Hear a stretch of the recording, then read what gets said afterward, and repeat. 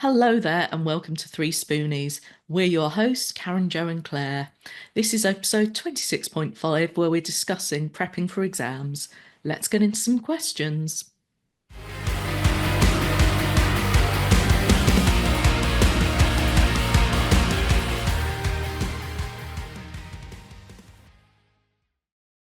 Are you drowning in admin? Struggling to keep up with emails, invoices, social media, or the endless to-do list that comes with running a business? Then it's time to call in Vicki Admin Fairy, an award-winning virtual assistant who brings order to admin chaos. Vicki works with all entrepreneurs, regardless of their background or abilities, to take care of the time-consuming tasks that slow you down. Whether it's managing emails, sorting financial admin, handling social media, chasing late payments, the list is endless.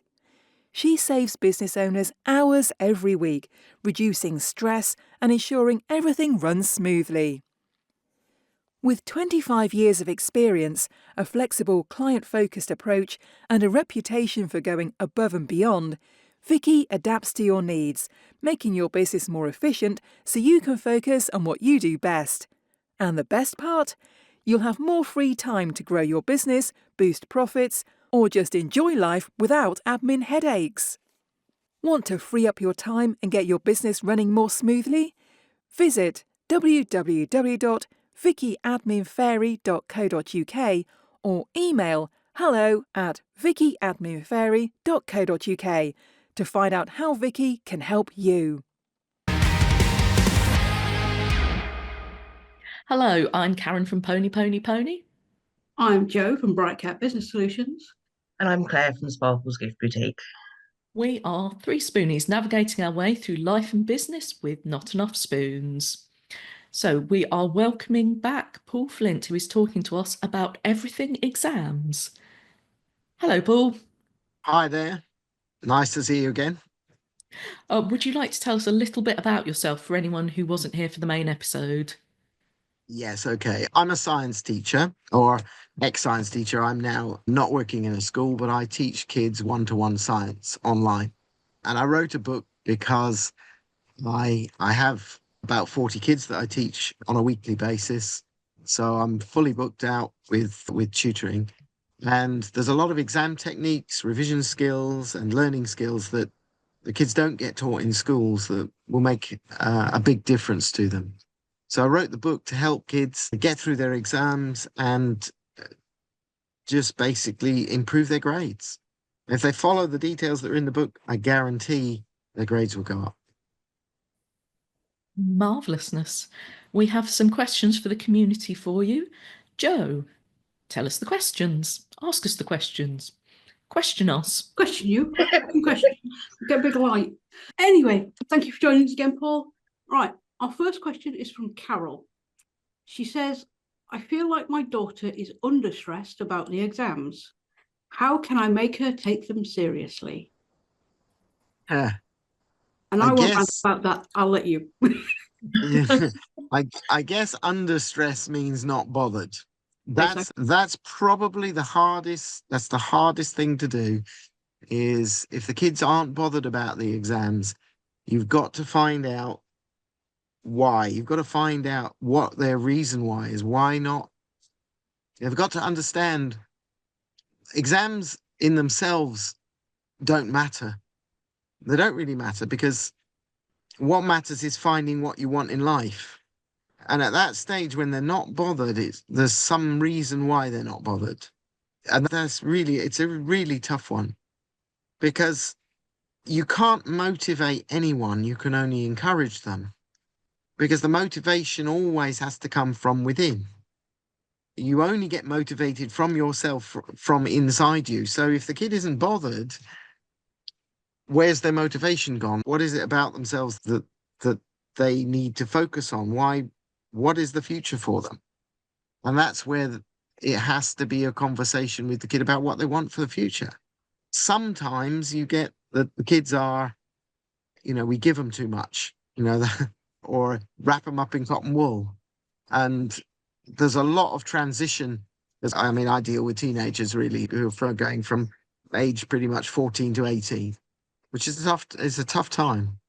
And not bothered about the exams is the hardest one to deal with. You've got to find out somewhere what's their hot button, what's the thing that's going to turn them on to do something.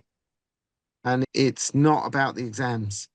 You can't focus on the exams for that one. You've got to focus on the person and find out what it is that they really want for the future.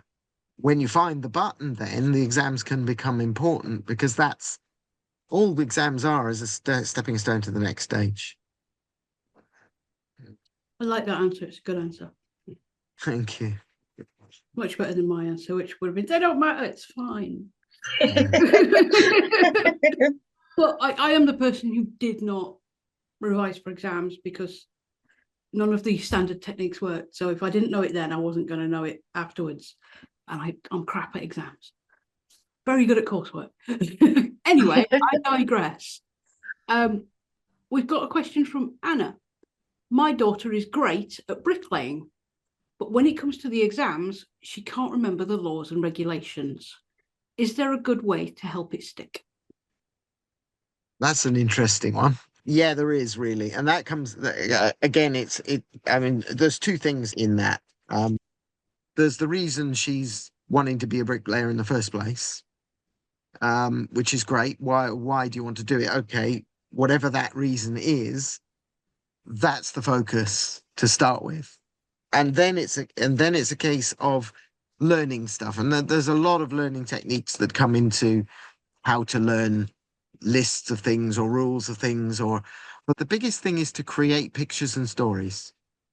So if it's and I know nothing about bricklaying, so if it's a rule that you've got to lay a brick in a certain way, then there must be a picture you can draw with that rule and the brick that would get you to remember that rule.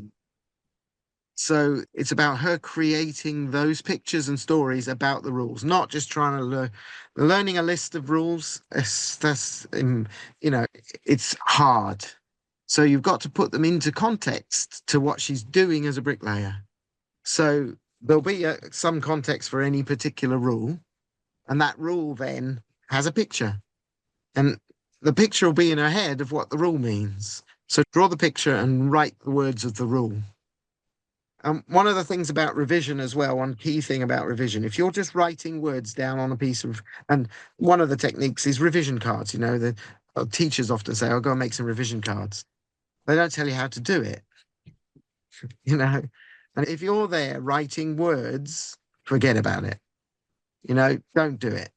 If all your revision is writing words down, stop immediately, because you're lost after 6 seconds. As soon as you start copying stuff out of a book or onto a piece of paper, your brain disengages from the actual task of learning in 6 seconds. So it's a total waste of time. And because your brain doesn't work that way, it needs pictures, it needs to associate, it needs to link things together. So she's got to link the law to the practical things that she's doing and draw a picture. Potentially safety signs or posters, possibly, like the triangles and the yellow circles, and maybe kosh or something like that. And well, you see that they are creating a picture in your brain. Exactly right. Every time. Amazing. Does anybody else wish Paul was their teacher as a kid? Absolutely. Absolutely. I mean, even as an adult, really, because my brain forgets things so often. And I'm just like, oh, I wonder if I could put this into practice in real life and be like, make a story with it and pictures, and might help me remember things more. It's a funny thing, the way the brain works. I mean, brain works in pictures in lots of ways. Your brain doesn't work very well with negatives. If I say to you, don't think of a banana, okay? Think of the banana. Well, that's just exactly right. And that's a key thing. That's a key thing with multiple choice questions. Multiple choice questions, one of the ones that gets kids every time is when it says, which of the following is not correct? Yeah. Well, your brain instantly goes, I don't understand, not correct. Actually, as a group on the marketing course, the only ones that seem to trip us up are the ones that ask that kind of question. And Yeah. at So that point, everybody is quiet because they're just trying to work it out. exactly, your brain can't deal with it. Can't Yeah. deal with it. So you have to change that one immediately to which one is false. And if you change it to that, it then becomes obvious which one is false. Because not correct is like opposing things. It's like positive and negative going against each other. Brain doesn't deal with that very well.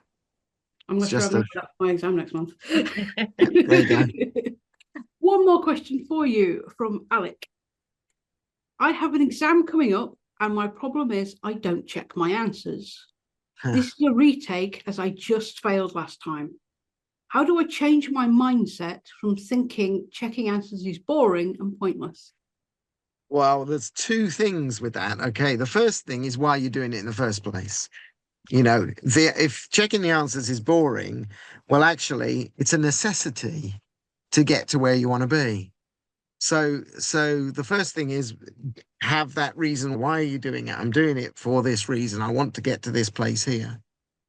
But actually answering questions to the answers is a key exam technique. So you have to focus on the answer. When you write an answer down, as soon as you've written it down, look back at the question. Did it answer the question? And has it given me the number of marks on the question?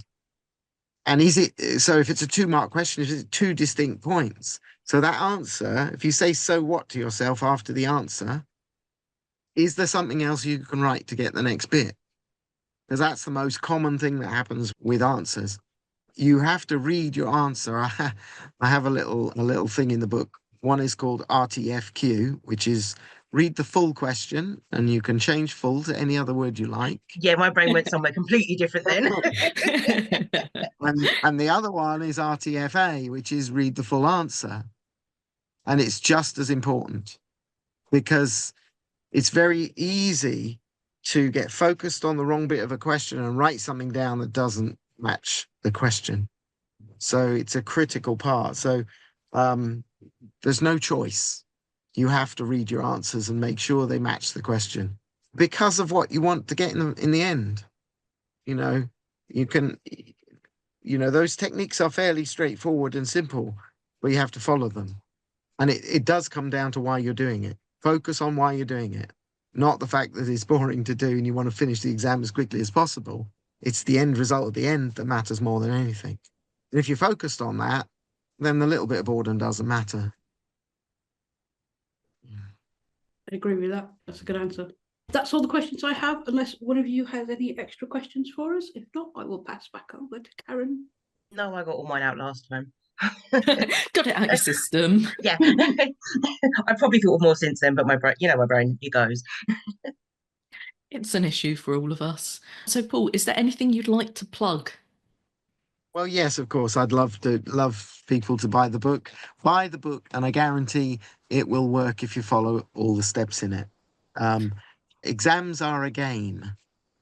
They're not, and I'd like to take the anxiety and stress away from exams, and I try and do that in the book as well, because you've just got to play the game, and lots of kids understand playing games because they're doing it every day on their computers, and just play this game.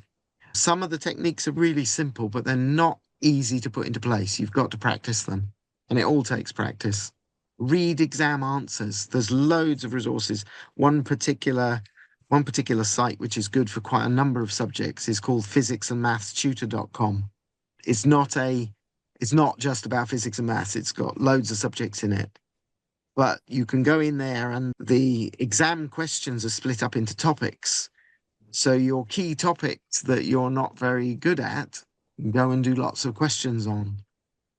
Don't revise the stuff you're really good at. Although it's comfortable and it makes you feel good, it's not the stuff that you need to be revising. One key thing that you can do, is look at your syllabus. The syllabus, the specification for every single exam.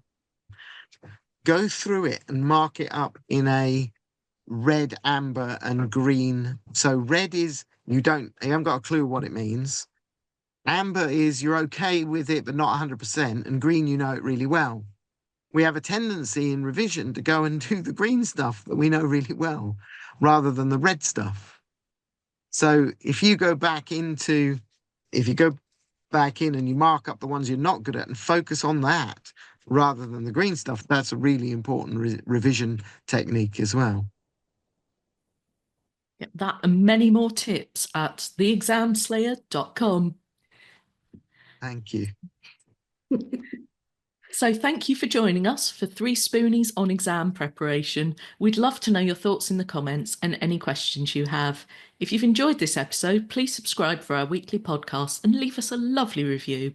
You can find us on social media, and we'd love it if you join the Business Success Network for Disabled Entrepreneurs Facebook group. You can also buy us a coffee if you like what we do. All the links will be in the show notes, including theexamslayer.com. We'll see you next week for our next topic, our anniversary episode on discrimination. Have a great day and keep track of your spoons.